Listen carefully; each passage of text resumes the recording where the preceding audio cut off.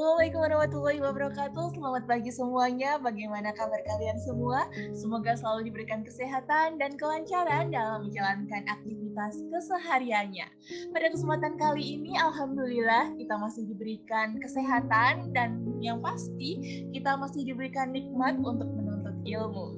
Sebelumnya, yang saya hormati Dr. Ahmad Mujib MA selaku dosen mata kuliah Sejarah Pendidikan Islam di SUA, dan seluruh teman-teman yang sudah dengan serius nih, yang sudah mau menyimak materi kami pada pagi hari ini. Pada kesempatan kali ini, izinkan kami dari kelompok 3 untuk menyampaikan materi terkait pendidikan pada masa Nabi Muhammad SAW. Kali ini saya tidak sendiri, ya saya Isti Rahayu ditemani oleh teman saya yaitu Irma Putri Rahmawati, dan nantinya di part kedua akan ada Erin Lutfiana dan Friska Anggraini yang menyampaikan materi. Kenapa sih teman-teman kita itu harus belajar terkait pendidikan pada masa Rasulullah? Ya, karena Rasulullah itu merupakan seorang pengajar dan pendidik yang agung. Tidak ada pengajar yang lebih agung daripada beliau. Banyak hal yang bisa kita terapkan dalam dunia pendidikan saat ini. Meskipun pendidikan pada masa Rasulullah itu memang sudah lampau, tapi banyak sekali pembelajaran yang bisa kita terapkan dalam pendidikan sekarang ini. Standar kompetensi kita pada pertemuan kali ini yaitu setelah menyelesaikan mata kuliah ini, mahasiswa mampu memahami pendidikan pada zaman Nabi Muhammad. Kemudian kompetensi dasarnya yaitu mahasiswa mampu memahami dan dapat menjelaskan pendidikan pada masa Nabi Muhammad SAW. Pokok pembahasan kita ada 2, yaitu yang pertama tentang riwayat hidup Nabi Muhammad SAW. Kemudian yang kedua adalah mengenai pendidikan di masa Nabi Muhammad SAW. Nah, nantinya ini akan kita bagi menjadi 2 part. Yang pertama adalah pendidikan di Mekah, dan yang kedua adalah pendidikan di Madinah. Pertama, kita akan belajar terkait riwayat hidup Nabi Muhammad SAW. Nabi Muhammad lahir di Mekah pada tanggal 12 Rabiul Awal pada 20 April 570 Masehi dan wafat pada Senin 12 Rabiul Awal tahun 11 Hijriah. Ayahnya bernama Abdullah dari Bani Hashim. Kemudian ibunya bernama Aminah binti Wahab dari Bani Zuhra. Beliau diasuh oleh beberapa orang, antara lain ada Siti Aminah, sang ibunya, kemudian Halimah Sa'diyah, kemudian ada Abdul Muthalib, dan ada Abu Thalib. Beliau ini merupakan sosok Rasul yang dididik langsung, seorang pengajar yang dididik langsung dari Allah.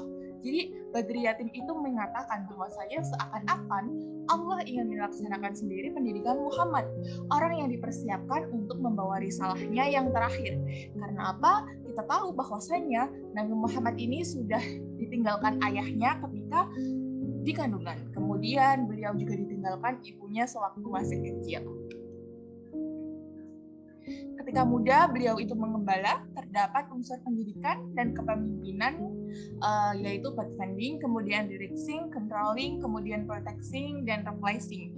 Ini merupakan nilai-nilai pendidikan kepemimpinan yang terdapat dalam proses pengembalaan yang beliau lakukan. Kemudian pada usia 12 tahun, beliau ikut berdagang ke Syria dan bertemu pendeta Bukhairah yang di Busra yang mengetahui tanda kenabian pada Nabi Muhammad. Pada usia 25 tahun, beliau menikah dengan Khadijah, dan pada usia 40 tahun, beliau menerima wahyu berupa Al-Quran. Fokus pendidikannya kemudian dibagi menjadi 2, yaitu pendidikan di Makkah atau sebelum hijrah dan pendidikan di Madinah setelah hijrah. Yang pertama, kita akan membahas pendidikan di Mekah. Mekah merupakan suatu kota suci umat Islam. Sejak dahulu, Mekah ini menjadi tempat persinggahan para kafilah dagang yang mengadakan perjalanan antara Yaman di selatan dan Syam di utara. Pada tahun 8 Hijriah, Makkah ini dikuasai oleh kaum muslim di bawah pimpinan Rasulullah. Peristiwa ini dikenal dengan Fathul Makkah. Pendidikan yang berlangsung di Mekah atau sebelum hijrah ini dapat diketahui melalui visi, kemudian misi, tujuan, sasaran, pendidik, kurikulum, metode, pendekatannya, sarana-prasarana, maupun evaluasi. Ketika kita membahas visi, misi, dan tujuan pendidikan, visi pendidikan di Mekah ini adalah unggul dalam bidang akidah dan akhlak sesuai dengan nilai-nilai Islam. Karena memang pada saat itu fokus utamanya adalah bidang akidah dan akhlak. Hal ini sejalan dengan ayat Al-Quran yang turun di Mekah, misalnya dalam surat Al-A'raf dan surat Al-Ikhlas. Dasar-dasar akhlak dan bantahan umum mengenai pandangan hidup masa jahiliyah juga ditekankan pada dakwah di Mekah ini. Misalkan kita bisa menjumpai dalam Quran surat At-Takatsur dan Quran surat Al-Ma'un. Misinya yaitu memperkuat dan memperkukuh status dan kepribadian Nabi Muhammad sebagai Nabi dan Rasul yang memiliki akidah kokoh, berbudi pekerti luhur, mulia, dan memiliki komitmen tinggi untuk menegakkan kebenaran. Hal ini sudah tercantum dalam Quran surat Al-Mudaththir ayat 1 hingga 7. Kemudian yang kedua adalah memberikan bimbingan kepada Nabi Muhammad dalam melaksanakan tugasnya sebagai pendidik dan pengemban misi kebenaran. Yang ketiga adalah memberikan peringatan dan bimbingan akhlak mulia kepada keluarga dan kerabat dekat Nabi Muhammad. Tujuan pendidikannya yaitu untuk membentuk manusia yang beriman, bertakwa, dan berakhlak mulia sebagai landasan bagi mereka dalam menjalani kehidupan dalam bidang sosial, ekonomi, politik, dan budaya. Hal ini sejalan dengan diturunkannya Al-Quran yang sebagai petunjuk mengeluarkan dari kesesatan, mengubah mental jahiliyah, dan yang lain sebagainya. Jika kita berbicara tentang kurikulum, kita tahu bahwasanya fokus pendidikan di Mekah tadi berfokus pada akidah dan akhlak. Maka dari itu, kurikulum pendidikan di Mekah berisi materi yang berkaitan dengan akidah dan akhlak. Akidah ini dimaksudkan untuk mengubah keyakinan dan pola pikir masyarakat yang mempertuhankan benda-benda tak berdaya, misalkan berhala, ya. Kemudian akhlak ini mencakup dalam urusan beribadah, kemudian berkehidupan sosial, ekonomi, politik, dan yang lain sebagainya. Misalkan ada akhlak dalam berdagang, kemudian menjadi pemimpin, kemudian menjauhkan diri dari zina, judi, mabuk-mabukan, karena memang pada saat itu kondisi di Arab jahiliyah itu memang sangat marak ya, judi, kemudian zina, mabuk-mabukan, dan yang lain sebagainya. Selain itu juga berisi tentang pokok-pokok agama, ibadah, dan baca Al-Quran.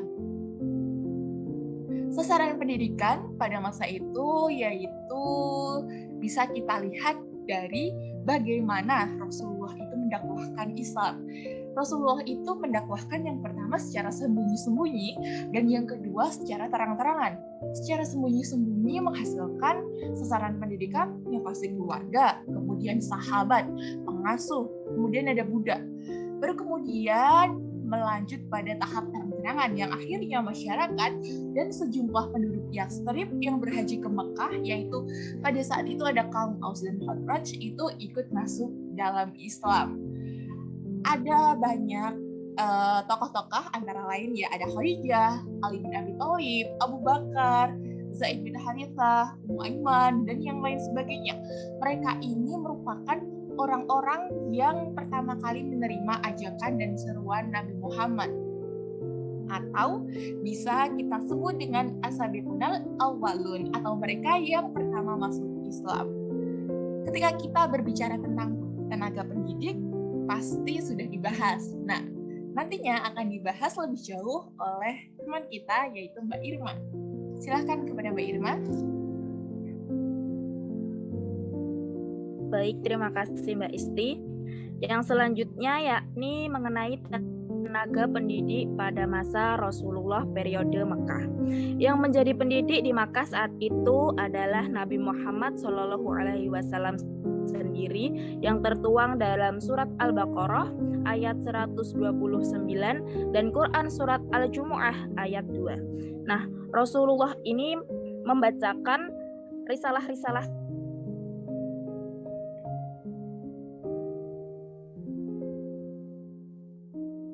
terlebih dahulu, yakni yang disebut dengan Nyatlu, kemudian Rasulullah, dan kemudian yang selanjutnya Rasulullah juga Yuzaki, yakni menyucikan ajaran-ajaran yang disampaikan beliau. Kemudian yang selanjutnya yaitu metode dan pendekatan yang digunakan pada masa Rasulullah.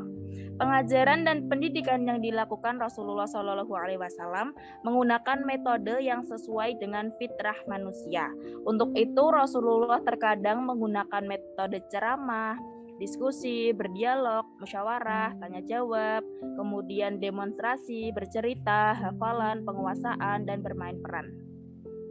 Nah, pada masa Rasulullah ini, Rasulullah menggunakan 3 metode dan pendekatan untuk mengajarkan pendidikan Islam kepada masyarakat Mekah pada saat itu.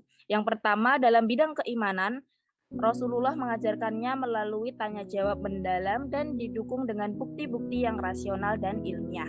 Yang kedua, dalam bidang ibadah, Rasulullah menyampaikan dengan metode demonstrasi dan peneladanan serta dengan penghayatan.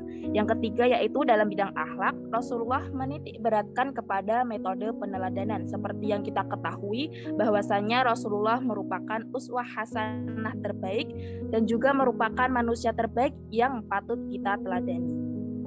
Next.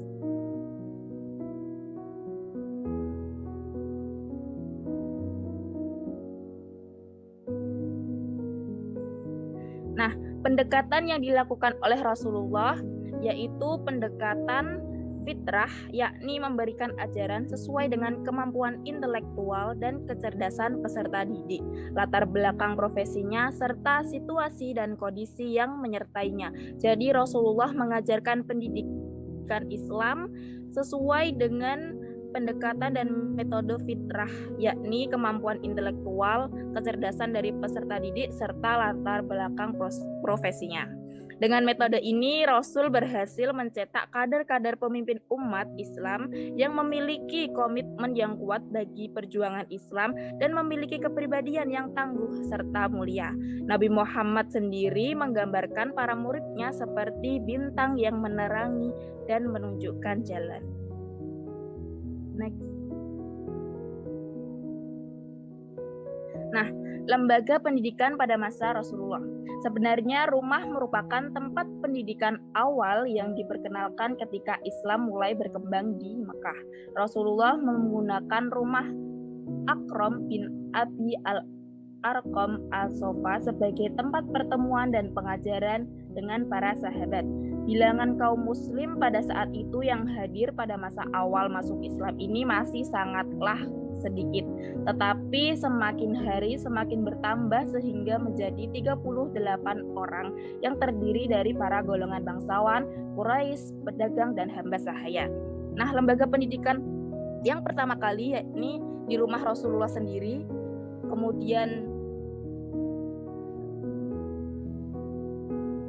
mengalami peningkatan, semakin bertambahnya orang yang ingin masuk Islam, ingin belajar Islam, sehingga menjadi 38 orang. Sehingga saat itu Rasulullah menggunakan Dar al-Arqam, yakni rumah sahabat Arqam bin Abi al-Arqam al-Sofah. Nah, yang ketiga yakni Rasulullah melaksanakan pendidikan Islam yakni di Kutab. Sebenarnya lembaga Kutab ini sudah ada sebelum Islam lahir. Menurut Syalabi, Kutab adalah institusi pendidikan, khususnya tempat pengajaran membaca dan menulis. Nah, pada saat Islam datang ke Mekah, penduduk Makkah yang sudah pandai membaca dan menulis itu masih tergolong sedikit, yakni terdapat 17 orang. Nah, Kutab ini sendiri terdiri dari rumah guru, halaman, kemudian pekarangan masjid. Next.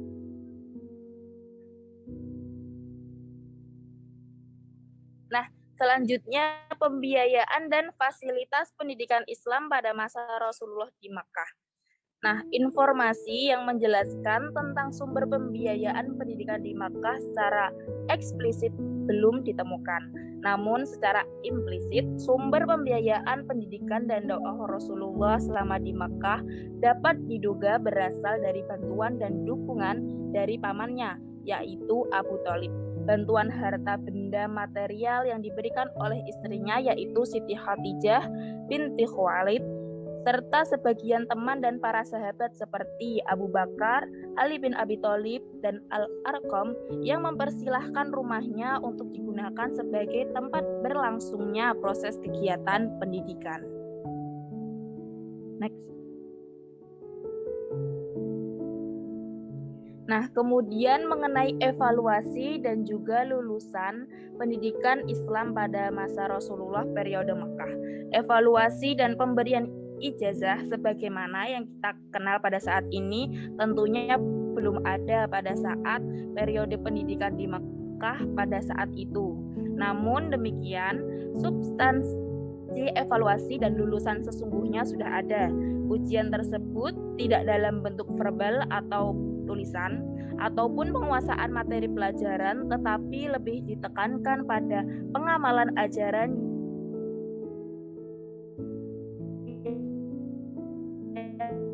yang disampaikan Rasulullah. Jadi pada saat gunakan tes secara tertulis ya teman-teman, tetapi yang disampaikan oleh Rasulullah, jadi lebih ke implementasi ke kehidupan sehari-hari. Nah, untuk lulusannya sendiri, lulusan yang telah terbentuk dari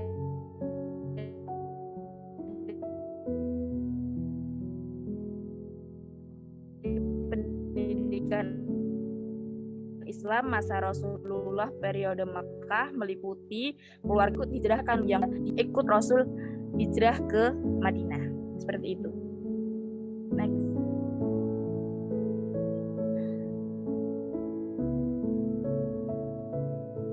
Nah, untuk kesimpulannya, pendidikan pada masa periode Mekah yakni pendidikan Islam pada masa periode Mekah dilaksanakan sangat sederhana. Tujuan dari pendidikan Islam periode Mekah juga sangat sederhana, yakni unggul dalam bidang akidah dan akhlak sesuai dengan nilai-nilai ajaran Islam. Fasilitas dan sarana prasarana juga terbilang sangat sederhana. Tempat dilaksanakannya pendidikan periode Mekah yakni di Kutab Dar Al-Akram, yakni yang merupakan rumah sahabat Arqam, di mana Rasulullah sendiri yang menjadi pendidik utama pada masa saat itu, sedangkan untuk metode pendidikan Rasulullah digunakan beberapa metode yang sesuai dengan fitrah manusia, yakni seperti ceramah, diskusi, dialog, demonstrasi, dan lain-lain. Evaluasi pendidikan yang dilaksanakan tidak dalam bentuk verbal ataupun tertulis, melainkan lebih pada tindakan dan implementasi nilai ajaran Islam dalam kehidupan sehari-hari. Lulusan pendidikan periode Mekah terdiri dari para sahabat, keluarga Rasul, dan orang-orang yang ikut serta hijrah ke Madinah bersama Rasulullah.